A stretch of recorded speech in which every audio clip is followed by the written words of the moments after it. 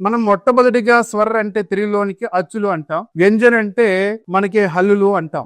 తెలుగులో మనము నేర్చుకోవాలి అంటే స్వర్ అనేటువంటి అచ్చులు 13 అయితే మొదటిది హ్రస్వ స్వర్. అవి ఏమిటనేటువంటిది మొట్టమొదటిగా మనకి ఆ ఆ అనేటువంటిది ఒకటి, తర్వాత ఈ రెండవది, అలానే ఊ మూడవది, తర్వాత రి. ఇవి 4 కూడా హ్రస్వ స్వరాలు అంటారు. ఇవి ఎందుకు చెప్తున్నామంటే ఇది కాంపిటేటివ్ ఎగ్జామ్స్ గాని, డిఎస్సి గాని, టెట్ గాని చాలా ఉపయోగకరంగా ఉంటాయి. మనకి ప్రశ్నలు అడుగుతూ ఉంటాడు. హ్రస్వ స్వర క్యా హై అంటాడు.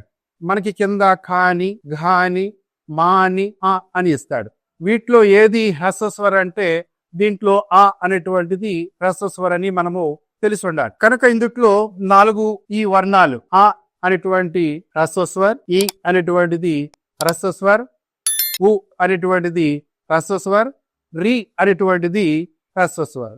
అయితే రి అనేటువంటిది యాక్చువల్ గా అయితే అది సంస్కృతానికి సంబంధించింది. అయితే ఇందులో కౌంట్ లోకి వస్తుంది గనక ఈ 4